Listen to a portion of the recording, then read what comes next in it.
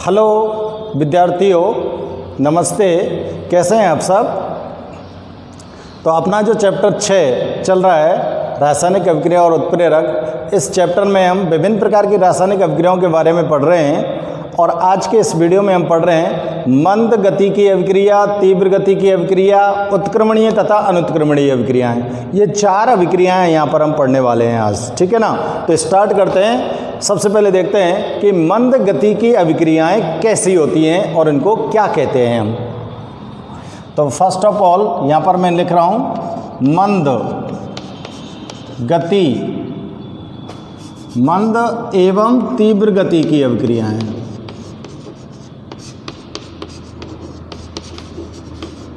पहला टॉपिक है आपका, ठीक है। अब इनको परिभाषित करना है बेटा हमको। तो पहले देखते हैं हम मंद गति की अभिक्रिया। मंद गति नाम से पता चल रहा है कैसी अभिक्रियाएं होंगी। वे रासायनिक अभिक्रियाएं जो धीरे धीरे होंगी, ठीक है ना। तो यहाँ परिभाषा लिखेंगे, वे रासायनिक अभिक्रियाएं जिनको पूर्ण होने में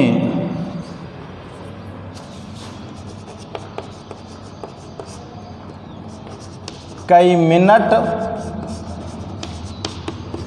घंटे व दिन लग जाते हैं।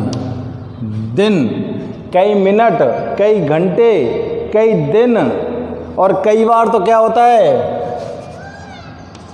या वर्षों लग जाते हैं।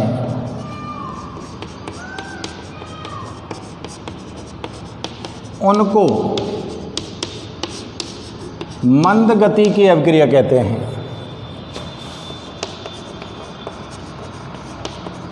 उनको मंद गति की अभिक्रिया कहते हैं, ठीक है ना। बिल्कुल जैसो नाम है, बिल्कुल वैसी ही परिभाषा है। मंद का मतलब धीरे धीरे। तो ऐसी अभिक्रियाएं जिनको पूरा होने में कई मिनट लग सकते हैं, कई घंटे लग सकते हैं, या फिर कई साल भी लग सकती हैं। और ऐसी रासायनिक अभिक्रियाएं कौन कौन से हो सकती हैं, इनके उदाहरण यहाँ पर हम चेक करते हैं। तो देखो बेटा, पहला उदाहरण मैं लिखता हूँ। आप लोगों ने जैसे देखा होगा, जैसे लोहे पर जंग लगना। लोहे पर जंग लगने की प्रक्रिया जो होती है, कोई एक दिन में पूरी नहीं होती, एक मिनट में पूरी नहीं होती, एक सेकंड में पूरी नहीं होती। यानी कि जंग लगने की जो प्रक्रिया है वो कई सालों तक चलती रहती है। तो लोहे पर जंग लगने की जो प्रक्रिया होती है वो एक रासायनिक अभिक्रिया है। और ये किस प्रकार की रासायनिक अभिक्रिया है, तो आप लोग ध्यान कीजिए। लोहे को जंग लगने के लिए कौन कौन सी परिस्थितियां होना जरूरी है। देखो, अगर लोहे को आप वायु और पानी दोनों के संपर्क में रख देते हो तो उस पर जंग लग जाएगी। अकेले वायु के संपर्क में जंग नहीं लग सकती, अकेले पानी के संपर्क में रहने से जंग नहीं लग सकती। तो हवा और पानी दोनों के संपर्क में अगर लोहे को रखा जाए तो उस पर जंग लग जाती है। और इसके लिए हम इसका समीकरण बनाते हैं। तो देखो, ये लोहा ले लिया, वायु के अंदर कौन सी गैस उपस्थित है, ऑक्सीजन, और ये पानी हो गया। और तीनों के तीनों आपस में जब अभिक्रिया करेंगे तो यहाँ पर लोहे के ऊपर क्या आ जाएगी, जंग आ जाएगी।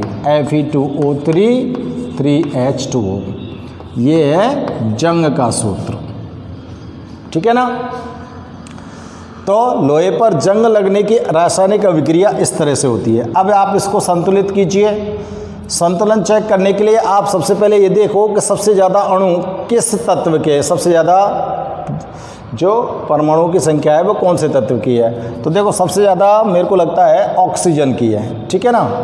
तो इधर ऑक्सीजन के 3 और 3 6 और इधर ऑक्सीजन के 3।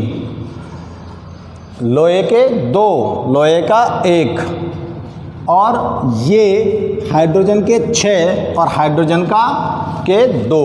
तो पूरा का पूरा असंतुलित समीकरण है। तो इसके लिए हम क्या करते हैं कि पहले यहाँ 3 से मल्टीप्लाई करते हैं, गुणा करते हैं, ठीक है ना।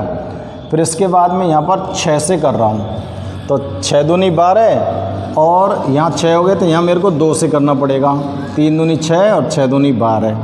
अब ऑक्सीजन के 3 दूनी 6 और 6 12 और 3 दूनी 3 और 3 6 और 6 दूनी 12, ठीक है ना। ये 12 हो गए। लोहे के कितने हो गए? 4, तो यहाँ 4 से गुणा कर देंगे। तो ये लोहे पर जंग लगने की रासायनिक अभिक्रिया का समीकरण हो गया, जो कई वर्षों में पूरी होती है। तो ये एक मंद गति की अभिक्रिया हो सकती है। इसी तरह से एक अन्य उदाहरण आप लिख सकते हो कि जैसे पोटेशियम क्लोरेट को अगर गर्म कर दिया जाए तो ये धीरे धीरे धीरे धीरे ऑक्सीजन गैस प्रदान करता है। तो इसको कई घंटे कई दिन लग सकते हैं पूरा होने में। तो पोटेशियम क्लोरेट को, ये क्या है? पोटेशियम क्लोरेट, ठीक है ना। इसको गर्म कर रहे हैं और गर्म कर रहे हैं तो हमको कौन सी गैस मिल रही है? Oxygen gas. अब देखो इसका समीकरण को भी संतुलित कर देते हैं। ये इसका समीकरण संतुलित हो गया। इसके अलावा एक उदाहरण और मैं आपके लिए दे सकता हूं कि अगर हम एसिटिक अम्ल के साथ, ये क्या है? एसिटिक अम्ल, एसिटिक अम्ल के साथ एथेनॉल की अभिक्रिया करा दें। ये एथेनॉल का सूत्र है। एथेनॉल कह सकते हैं बेटा इसको आप बोल सकते हो एथिल एल्कोहल, ये भी बोल सकते हैं। तो यहाँ पर क्या प्राप्त होता है आपको? CH3 COOH C2H5 plus H2। देखो कैसे प्राप्त हुआ है। इसको तो मैं तोड़ रहा हूँ यहाँ से और ये टूटेगा यहाँ से, ये यहाँ से टूट कर अलग हट जाएगा, ये हाइड्रोजन इसमें से अलग हट जाएगा। तो हाइड्रोजन और OH तो मिलके क्या बना लियो? पानी बना दियो। और ये यहाँ से जो टूटा भाग है CH3 COO, ये यहाँ तक लिख दिया और शेष भाग इसका इसके अंदर जोड़ दिया। इसको बोलेंगे हम एथिल एसीटेट। क्या बोलेंगे इसको?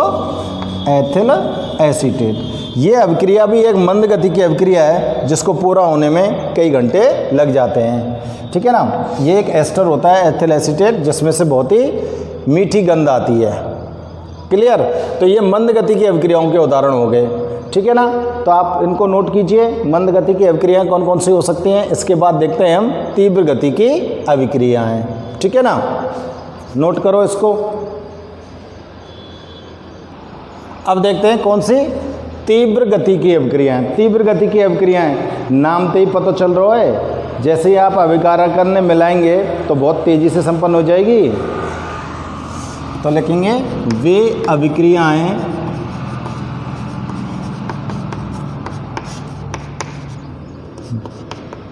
जो अभिकारकों को मिलाने पर, अभिकारकों को मिलाने पर अत्यंत तेजी से संपन्न हो जाती हैं।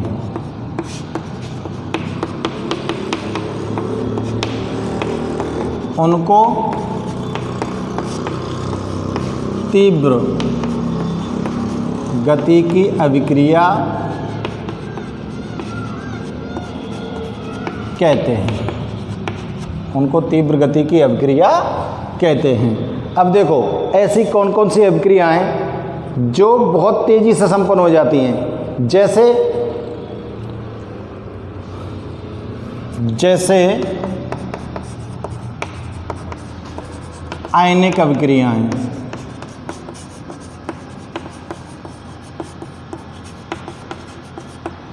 और दूसरा उदाहरण लिख दूं मैं, जब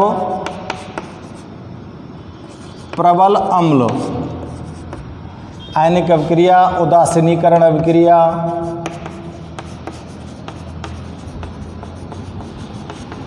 ठीक है ना। जब प्रबल अम्ल व प्रबल क्षार को आपस में मिलाते हैं तो यह अभिक्रिया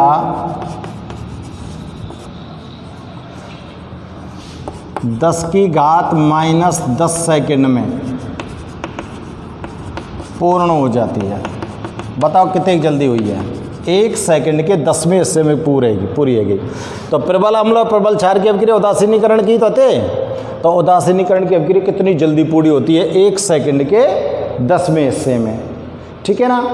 और ऐसा ही अगर हम और एक उदाहरण लिखें, दूसरा उदाहरण लिखें कि अगर आप लोग सिल्वर नाइट्रेट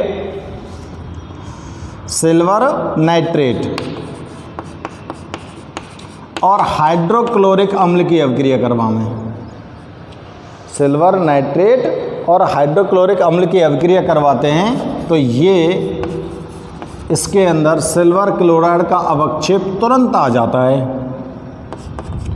सिल्वर क्लोराइड का अवक्षेप, सिल्वर क्लोराइड, नीचे को तीर को चिन्ह लगाओ ना तो यह मतलब ही पात्र के पेंदे में जम जाएगा, का अवक्षेप श्वेत रंग का होता है ये, ठीक है ना। सिल्वर नाइट्रेट को अगर HCl के एसिड के साथ अभिक्रिया कराते हैं तो तुरंत प्रभाव से हमको सिल्वर क्लोराइड का अवक्षेप प्राप्त हो जाता है, क्योंकि ये अभिक्रिया भी 10⁻⁻10 सेकंड में पूरी हो जाती है, ठीक है ना। इसी तरह का और आप लोग एग्जाम्पल देख सकते हो बेटा। और एग्जाम्पल हम बता सकते हैं कि जो प्रकाश संश्लेषण की अभिक्रिया है, पेड़ पौधों के अंदर भोजन बनाने वाली जो अभिक्रिया है वो उसको बोलते हैं प्रकाश संश्लेषण अभिक्रिया।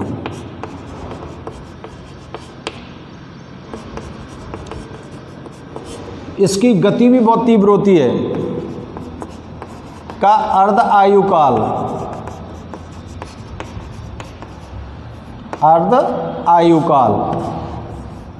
10⁻⁻12 सेकंड होता है। प्रकाश संश्लेषण की अभिक्रिया कितनी जल्दी हो रही है? सेकंड के 10/12वां भाग तो इसका अर्ध आयुकाल है और पूर्ण आयुकाल निकालें तो 1 सेकंड के 24वें हिस्से में पूरी हो जाती है, ठीक है ना। तो देखो यहाँ पर एक टर्म आ गई क्या? अर्ध आयुकाल। अर्ध आयुकाल क्या होता है? इसको मैं परिभाषित कर देता हूँ यहाँ पर, ठीक है ना। तो देखो इसमें अर्ध आयुकाल को परिभाषित कर देते हैं।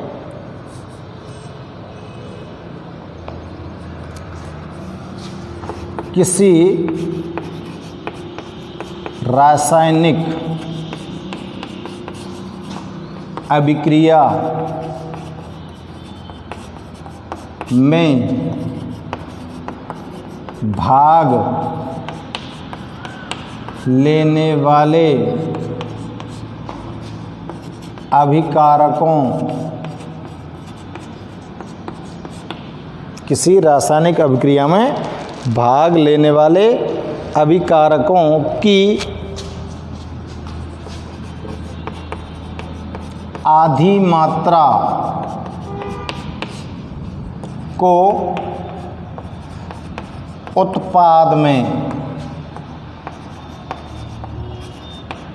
बदलने में लगने वाला समय अर्ध आयुकाल कहलाता है। अर्ध आयुकाल कहलाता है। अभिकारक की आधी मात्रा ही उत्पाद में बदली है, सबरी बदलेगी तो वो पूर्ण आयुकाल हो जाएगा, ठीक है ना।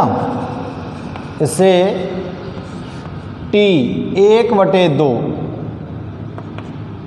जिसको बोलते हैं T½ से दर्शाते हैं। अब अगर आपसे पूछ लिया जाए कि प्रकाश संश्लेषण अभिक्रिया का T½ कितना होता है तो आप तुरंत क्या लिख दोगे?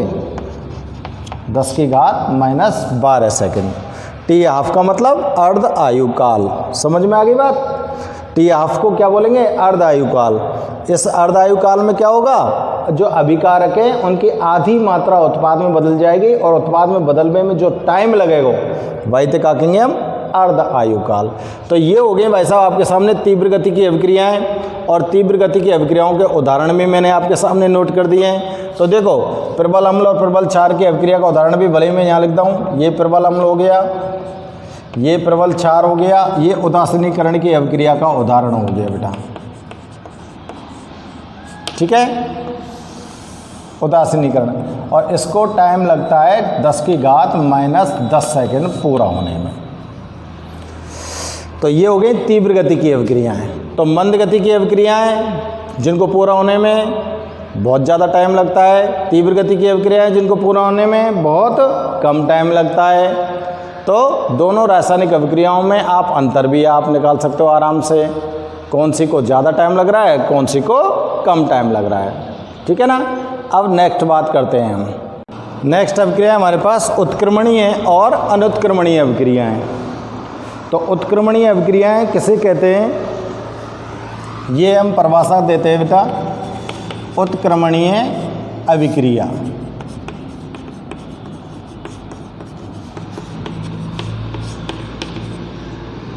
तो देखो, वे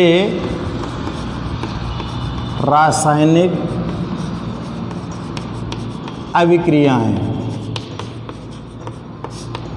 जिनमें अभिकारक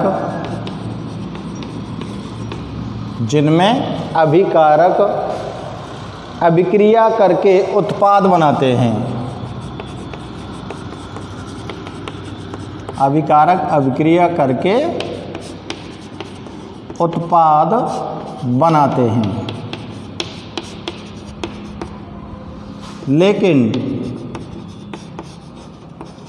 ठीक उसी समय उन्हीं परिस्थितियों में, ठीक उसी समय उन्हीं परिस्थितियों में उत्पाद भी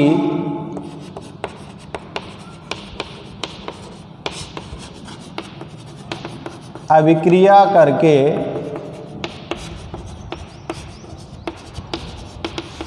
अभिकारकों का निर्माण करते हैं। अर्थात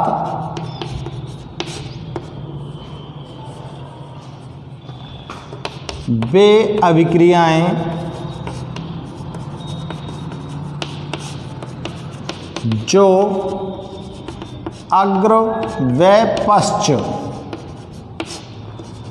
दोनों दिशाओं में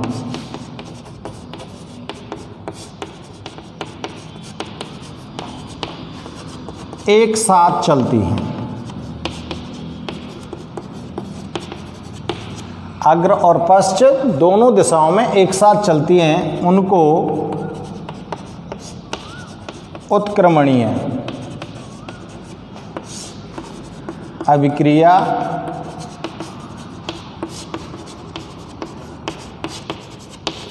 कहते हैं। इनको ये वाला चिन्ह अर्ध तीर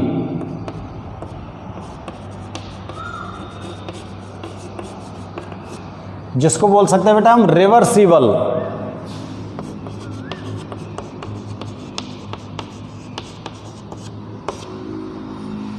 चिन्ह से दर्शाते हैं। यानी कि आज चिन्ह से पता पड़ जाएगा कि कौन सी अभिक्रिया उत्क्रमणीय है और कौन सी अनुत्क्रमणीय है। रिवर्सिबल के चिन्ह से हम इनको दर्शाएंगे। जैसे देखो, नाइट्रोजन और हाइड्रोजन गैस को आपस में मिलाते हैं तो ये दोनों अभिक्रिया करके अमोनिया गैस का निर्माण करती हैं। ठीक है, लेकिन जितनी नाइट्रोजन और हाइड्रोजन अमोनिया गैस का निर्माण करती हैं, उतना ही अमोनिया टूटकर दोबारा से नाइट्रोजन और हाइड्रोजन गैस का निर्माण कर देती है। ठीक है ना। यहाँ पर ये परिस्थितियाँ 473 केल्विन टेम्परेचर है और 100 ATM का दाब है। ये परिस्थिति आ गई भौतिक परिस्थितियाँ। इन परिस्थितियों में अभिक्रिया अग्र दिशा में गई और इन्हीं परिस्थितियों में अभिक्रिया पश्च दिशा में आ गई। तो अग्र गई, पश्च आ गई। अग्र और पश्च दोनों दिशाओं में चल रही है, इसलिए इसको क्या बोल सकते हैं हम, उत्क्रमणीय अभिक्रिया हैं। ऐसा एक उदाहरण और देखें हम, जल और कार्बोनिक अम्ल, इसको बोलते हैं हम कार्बोनिक अम्ल। इन दोनों को जब आपस में मिलाते हैं तो हाइड्रोनियम आयन बनता है और बाइकार्बोनेट आयन बनता है। हाइड्रोनियम आयन बनता है, ये तो हो गया कार्बोनिक अम्ल। ठीक है, ये क्या हो गया, हाइड्रोनियम आयन। और ये क्या हो गया, बाइकार्बोनेट आयन। बाइकार्बोनेट आयन, चाहे हाइड्रोजन कार्बोनेट आयन बोल दो। दोनों अभिक्रिया दोनों दिशा में चल रही हैं कि ना चल रही, अग्र दिशा में चल रही हैं और पश्च दिशा में भी चल रही हैं। अब दोनों दिशा में चल रही हैं, इसलिए इनको अर्धतीर्थ से दर्शा रहे हैं हम। और अर्धतीर्थ से दर्शाने वाली अभिक्रियाएं क्या होती हैं, उत्क्रमणीय अभिक्रियाएं होती हैं। तो बेटा ये उत्क्रमणीय अभिक्रिया की परिभाषा हो गई और ये इसके आपके सामने उदाहरण लिख गए। और भी लिख सकते हो आप, N2 + O2 अर्धतीर ट्वाइस NO, ये भी क्या है, उत्क्रमणीय अभिक्रिया है। तो आपके सामने ये 3 उदाहरण उत्क्रमणीय अभिक्रिया के नोट हो गए। ठीक है ना। तो वीडियो को पॉज कीजिए और फटाफट से नोट कीजिए। अब देखो अगली अभिक्रिया कौन सी है, अनुत्क्रमणीय अभिक्रिया।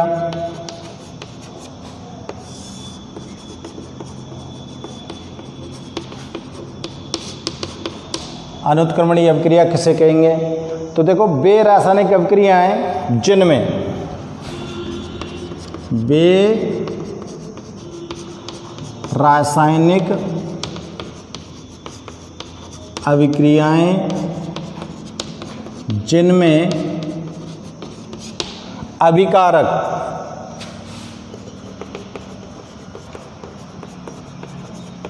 अभिक्रिया करके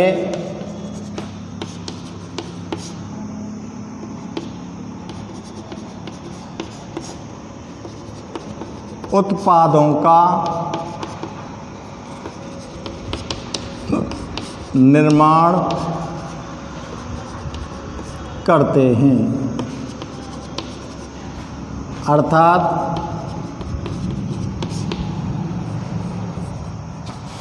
ये क्रियाएं केवल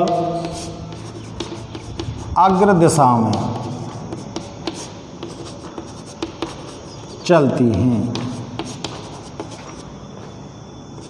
इनको अनुत्क्रमणीय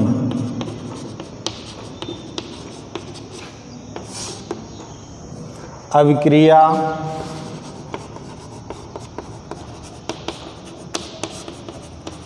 कहते हैं।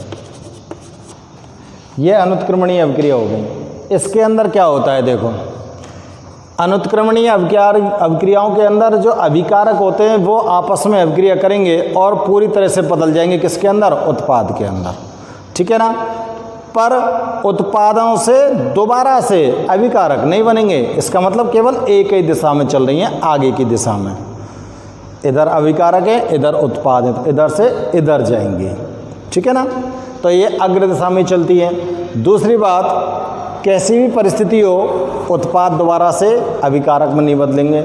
और सबसे महत्वपूर्ण बात इसमें जो आपको ध्यान में रखनी है कि जब अभिकारक उत्पादन में बदल जाएंगे तो अभिकारन की कारकों की जो सांद्रता है वो तो घटेगी और कौन की बढ़ेगी, उत्पादन की सांद्रता बढ़ जाएगी। बढ़ेगी कि नहीं बढ़ेगी। परंतु अगर उत्क्रमणीय अभिक्रिया की बात करें तो वहाँ में अभिकारक और उत्पादन की सांद्रता में कोई परिवर्तन आवे होगा? भाई जितेक मात्रा में इत को अभिकारक है वितेक की मात्रा में इत को उत्पाद बनेंगे, और जितेक उत्पाद है वे टूट के तुरंत अभिकारक बना देंगे और अभिकारक तुरंत उत्पाद बना देंगे। तो इनकी सांद्रता कैसी रहेगी? स्थिर रहेगी। पता ही नहीं पड़ेगा कौन सा घट रहा है कौन सा बढ़ रहा है। और इसमें तो पता लगेगा ना, आगे तो पीछे जा रहे तो आगे वाले घट जाएंगे, पीछे वाले बढ़ जाएंगे। ठीक है ना?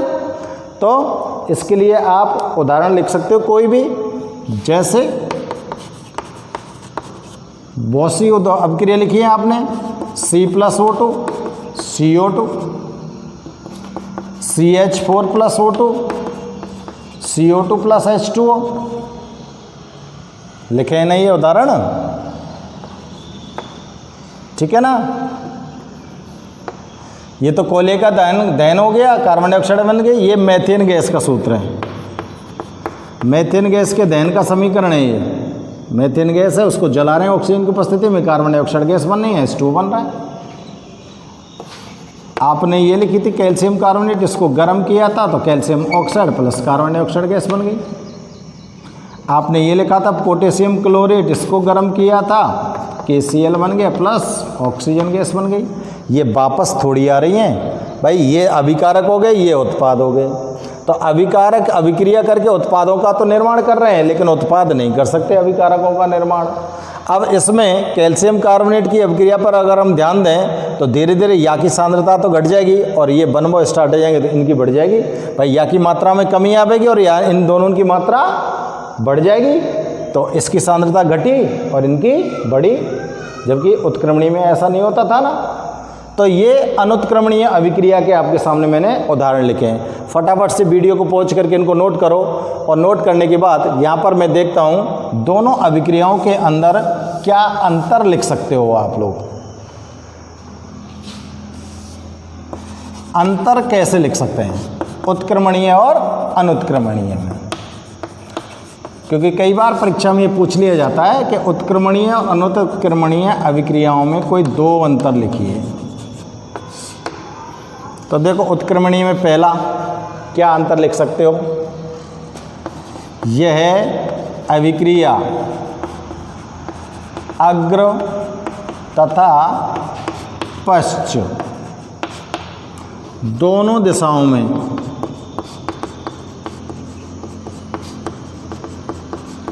चलती है ना। यह केवल अग्र दिशा में चलती है, आगे की दिशा में चलती है। ठीक है ना? अब या अभिक्रिया में जितेक अभिकारक उत्पाद बनाएंगे वितेक के उत्पाद अभिकारक बनाएंगे, इसलिए अभिक्रिया कभी पूर्ण नहीं होगी। यह अभिक्रिया कभी पूर्ण नहीं होती, और ये तो तुरंत ही पूर्ण हो जाती है। यह अभिक्रिया पूर्ण हो जाती है। ठीक है ना? अब ये पूर्ण नहीं होती तो इसका मतलब क्या आ गया? अभिकारक और उत्पादन के बीच में साम्य स्थापित है गो। इसमें अभिकारक व उत्पाद के मध्य साम्य स्थापित होता है या हो जाता है। इसमें साम्य स्थापित नहीं होता, इसमें साम्य स्थापित नहीं होता। ठीक है ना? और क्या अंतर लिख सकते हो बताओ? इसमें अभिकारक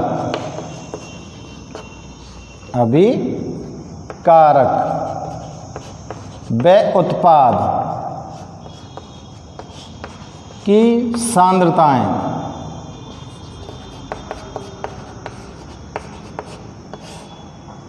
नहीं बदलती हैं।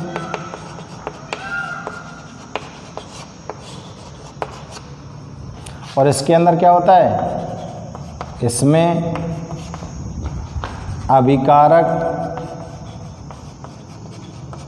अभिकारकों की सांद्रता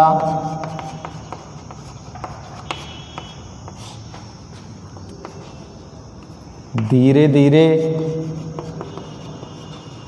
कम होती जाती है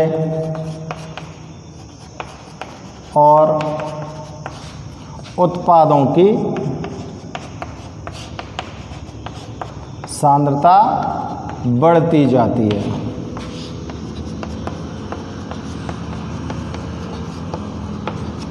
ठीक है ना। तो ये अंतर निकाल सकते हैं ना, दोनों की परिभाषा थे जैसा कि आपको समझाया गया था उसके हिसाब से आराम से आप अंतर दोनों में निकाल सकते हैं। तो बेटा आज आपने क्या देखा है, आज हमने 4 प्रकार की रासायनिक अभिक्रियाएं पढ़ी हैं। मंद गति की अभिक्रिया, तीव्र गति की अभिक्रिया, उत्क्रमणीय अभिक्रिया और अनुत्क्रमणीय अभिक्रिया। और सभी रासायनिक अभिक्रियाओं के उदाहरण विभिन्न प्रकार के आपको यहाँ पर समझाए गए हैं। और उत्क्रमणीय और अनुत्क्रमणीय अभिक्रिया के अंदर हमने अंतर भी यहाँ पर नोट किया है। ठीक है ना। तो आज के इस वीडियो में बस इतना ही। कुछ और रासायनिक अभिक्रियाएं हैं, उनके साथ फिर नया वीडियो में फिर से बात करेंगे। ठीक है।